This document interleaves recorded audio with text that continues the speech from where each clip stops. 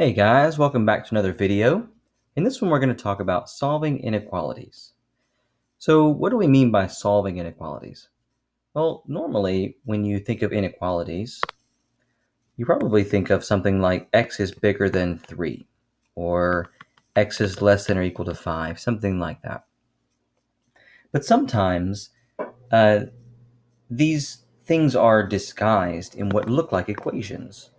So you might have something like 2x plus 1 is less than or equal to, say, 9. And you might notice that this looks almost exactly like an equation, just without an equal sign. It's a less than or equal to sign instead. So let's just pretend that this was an equal sign and proceed as usual and see what happens. So if this were an equation, I would remove the 1 first, or I'd move the 1 to the other side. So let's do that. I have 2x is less than or equal to 8. And then I would get the x by itself by dividing by 2. And I would have x is less than or equal to 4. Now that looks like something we're used to, right? And this is actually how you deal with these things. You're going to pretend, essentially, that they are an equation. You're going to solve them exactly the same way. But at the end, you're just going to have an inequality instead of an equality. And now, if you watched my previous video on inequalities and interval notation, you'll know what to do with this. So you can represent this with a graph. I can have 4 here. And this is less than or equal to 4, which means I have a filled in dot for equal to, and it goes to the left. And now I can draw write my interval notation, remembering that there's a negative infinity over here, which is going to motivate my use of negative infinity here, 4 here, bracket. Now, I went through that pretty quick. I am going to go through the graphing and the interval notation pretty quick in this video because I'm assuming that you've had plenty of practice and have watched my previous video. If you're not comfortable with interval notation, then you might want to go back and check that video out again or use any other resource that you'd like for interval notation. All right, let's do another one. Let's make this a little bit more interesting. How about this? Let's just put some things like this, and then we'll do, let's say, greater than. And we're going to put an x here, and plus, let's say, 28. That should work. All right. I encourage you to pause the video, try this one out. It might look difficult, but just remember, try this just like you would a normal equation until you get to the very end. And then come back after you've tried it, and we'll do it together. All right, here we go. Now notice, first of all, that on the left side I have more than one x. I have a group here, and I have a group here. Since they're on the same side, I'm simply going to combine them, just like combining like terms. So it's like saying I've got 5 apples and 2 apples. So how many apples do I have total? I have 7 apples. So I'm going to combine this into 7x plus 4 is greater than x plus 28. Now, just like with a normal equation, the goal is to get all the x's on one side and all the numbers on the other side. So I'm going to try to remove this x from the right, subtracting it, and it's gone. So now I have 6x on the left plus 4 is greater than 28. And since I've got all the x's on the left, let's move all the numbers to the right by subtracting 4 from both sides. So now I have 6x is greater than 24. Divide both sides by 6, and I have x is greater than 4. Right? And now I can draw my graph. Here's my 4. Go up here and grab the red. This time I have an open circle because I'm not including 4. And the arrow is going to go to the right because I'm talking about numbers that are greater than 4. And those numbers are on the right side of 4 on the number line. And now I'm going to cheat a little bit by writing in my infinity. That's going to help me do my interval notation. And now I have 4 on the left, infinity on the right. You never include infinity. And in this case, I'm not including 4 either. So that gives me my inequality, my graph, and my interval notation. So that's just a little bit more involved example. Now, it's worth noting that these things can get as complicated as you would like them to. So you could have more x's on both sides. You could have parentheses everywhere where you have to, distribute to get rid of them, and more negatives and all kinds of stuff. You can make these as complicated as you would like, but that's really not the point of this video. I'm not trying to teach you how to solve equations. The purpose of this video is to show you the similarities and differences between inequalities and equations, right? So if you would like more practice on how to make these as difficult as possible, I'm sure you can find more examples online. Okay. To illustrate why this is in fact different from an equals or an equation, let's look at this example. Let's do something like this.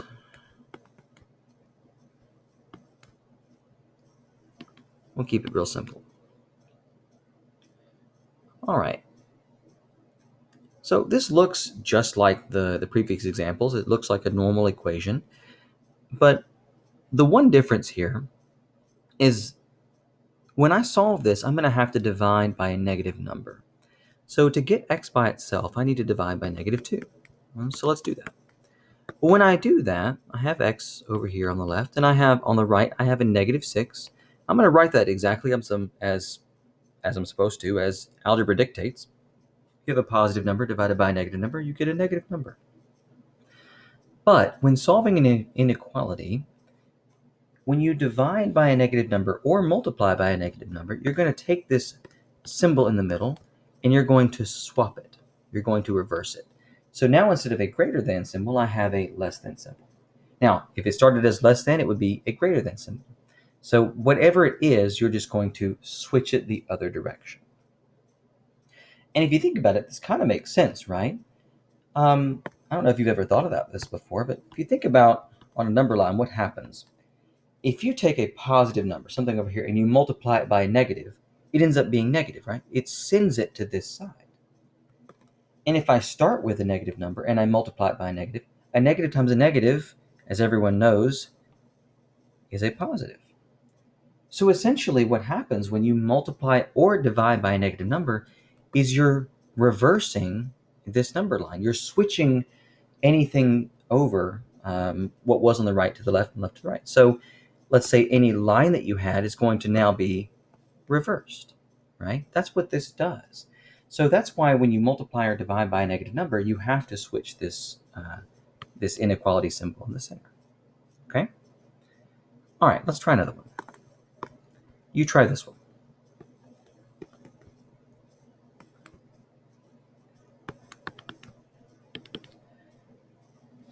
Let's go with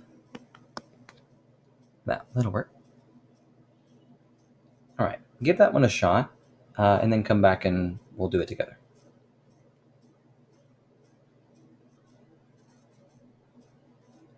All right, now there's multiple ways of doing this thing. Typically, when you solve equations, you want to get the x's on the left. You don't have to. You could move the x's to the right. There's no problem with that. If I did that, that would kind of defeat the purpose of what I'm trying to show you. So we're going to stick with the tradition of moving the x's to the left. So how would I do that? Well, I'm going to subtract 7x from both sides. That's gone. And now I have 5x minus 7x, which is negative 2x. That's less than 16. And now, just like in the previous example, I'm going to have to divide by a negative number. So when I do that, I have x is greater than -8.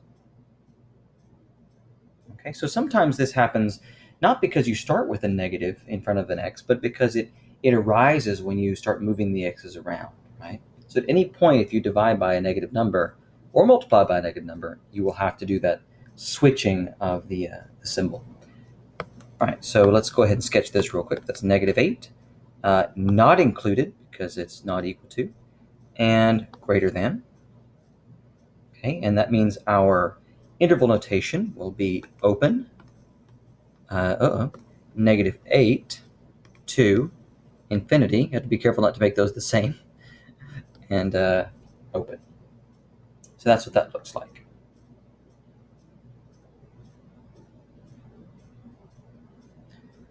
Okay. Let's do this example again, but let's do it a different way. All right.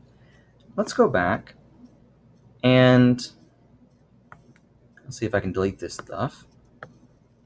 Let's say you did it a different way.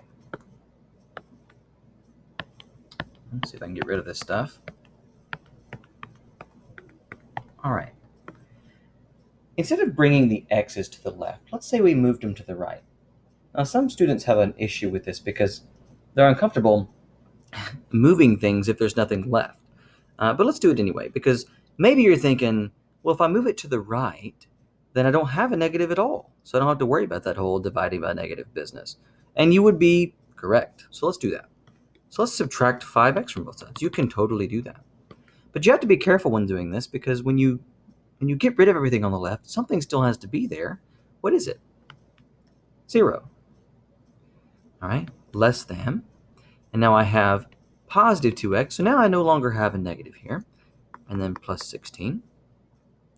Now, we're going to try to avoid negative numbers in front of x, so we don't have to divide by it. So let's go ahead and move that negative, or that 16, over to the other side.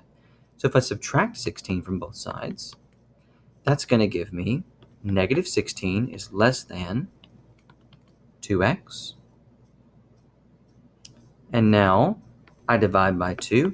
And this is nice because when I divide this time, well, there's a negative over here on the left, but I'm not dividing by a negative. I'm still dividing by a positive number, which means I don't have to change this symbol in the middle.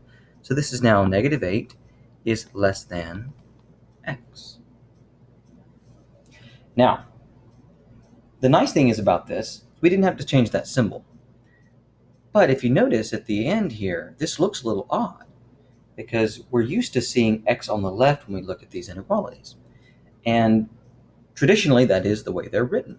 Now, there's nothing wrong logically with the way this is written. Negative 8 is less than x. That is a true statement. But it's kind of strange to write it this way, and it makes it a little bit more difficult to understand as far as when you go to draw the graph and the interval notation. So in this case, I always have my students reverse this to make it to where the x is on the left. So if negative 8 is less than x, then that means that if you switch these, then x has to be bigger than negative 8. Uh-oh, not infinity, negative 8, right? Okay, and that ends up being the same solution we had in when we solved it before, right? It's the same thing, we just got it in a different way. All right, and then you could, again, sketch it, negative 8, open to the right, and then negative 8, infinity, not included. So the solution is exactly the same, but in this instance, I didn't have to divide by a negative, so I didn't have to switch it. Now, I had to switch it at the end anyway, because I had to flip it over so the x was on the left. Either way, it ended up happening, but for a different reason. Okay, hope that wasn't too confusing. Point is, it's not a problem if you end up with an x on the right. Just flip it over at the end so that you get that x on the left. Okay. What happens if you have a compound inequality? Let's do one of those.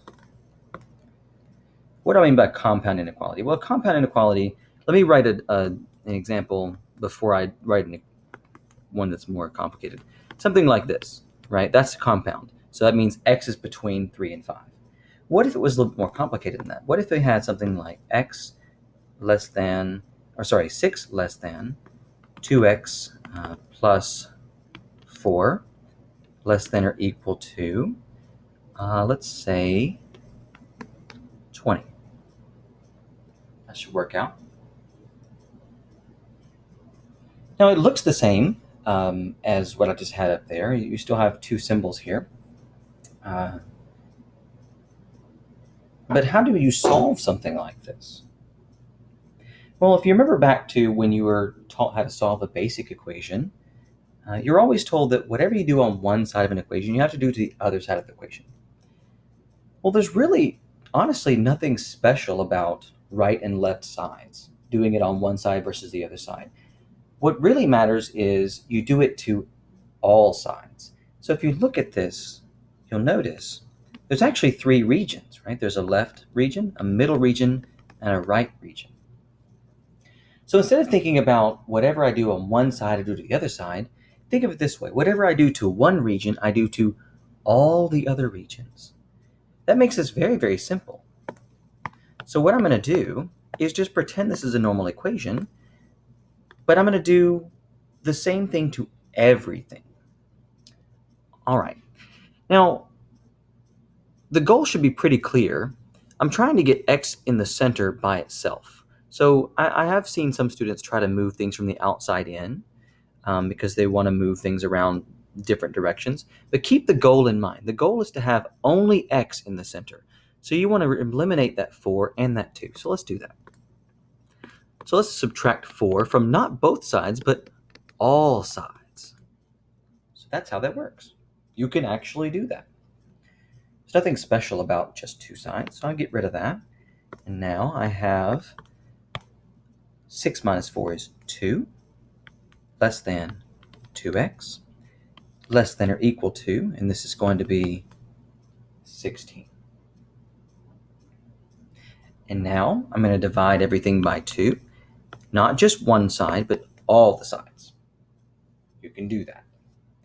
That goes away, and I have, on the left, I have 1 less than x, less than or equal to 8. And now this is in a more familiar form. And now we can actually make the statement in English that x is between 1 and 8. And we're going to include 8, but not include 1. All right, let's remind ourselves how this looks in a picture. So if I draw the line, I have a 1 and an 8.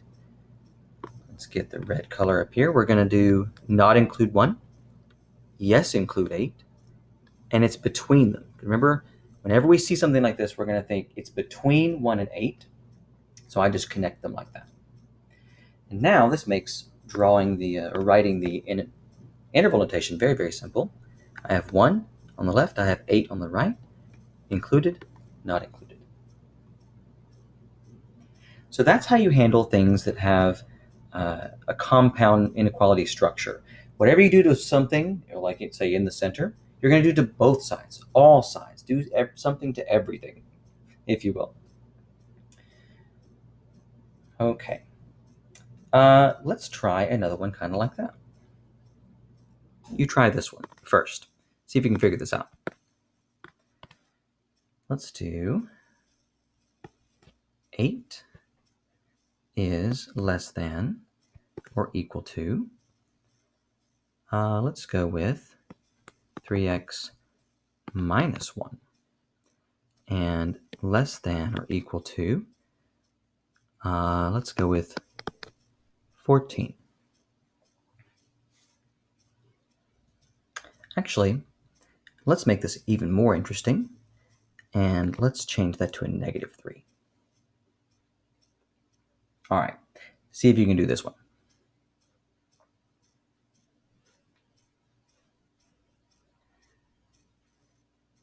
Okay, here we go. So we need to get everything away from the x in the center. So let's get rid of that negative 1 first by adding 1 to everything. Add 1 to that, add 1 to that, add 1 to that. Well, the 1s go away. That's why we did it. 8 plus 1 is going to give me 9, less than or equal to negative 3x, less than or equal to 15. And now I'm going to divide everything by, I've got to divide everything by a negative. So here's what's going to happen. Just like before, when I divide by a negative, or again, multiply by a negative, it's going to take these signs and it's going to switch them. So let's do that. So on the left, I have negative 3. In the center, I have x. On the right, I have negative 5. But now, I'm going to switch these signs. Let me do another color to accentuate that. They're going to look like that. Now, this looks a little bit odd, because if you look at it for a second, you'll notice that it's backwards. There's nothing, again, logically wrong with this statement. -5 is smaller than x, which is smaller than 3. That's a perfectly logical explanation or statement. But it's going to make it difficult when we try to draw the graph or convert this to interval notation. And it's just kind of odd to look at that way. Because usually we have the lower number on the right and the higher number a lower number on the left and a higher number on the right. So what we're going to do is we're going to reverse them, kind of like we did with a couple of examples ago where I just swapped them. We're going to do the same thing here. Now, don't make this more complicated than it is. I'm just flipping this over. I'm switching everything around. So now, let me pick a different color. Let's go with green. So now I want the smallest number on the left and the largest number on the right. X is still in the center. But in order to do that, I have to flip these things around. Okay? So now, well, if this were, well, let me just not overcomplicate this. So there's that one and there's that one. That's how that works. Okay? So now let's draw our picture. So I've got this, and I've got -5 and -3. Okay, and now we're including both, so I fill it in, connect it. And our interval notation is really simple, bracket -5, -3.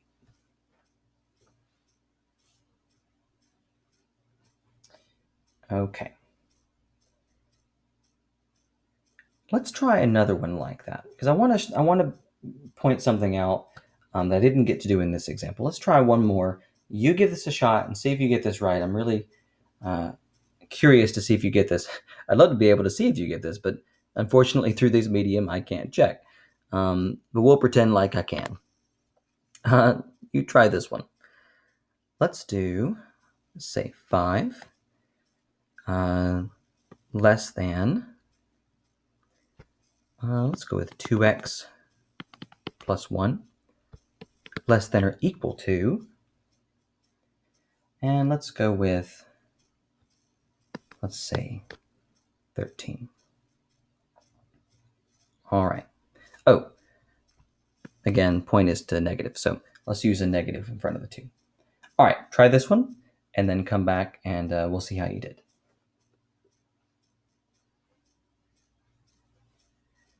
All right, here we go. Let's subtract 1 from everything. So on the left, I have 4 less than -2x less than or equal to 12. And now I have to very carefully divide everything by a negative number. Okay. So if I divide by a negative number, remember that's going to give me a -2, an x, -6. We're just going to switch these signs around. So now this one becomes greater than, this one becomes greater than or equal to.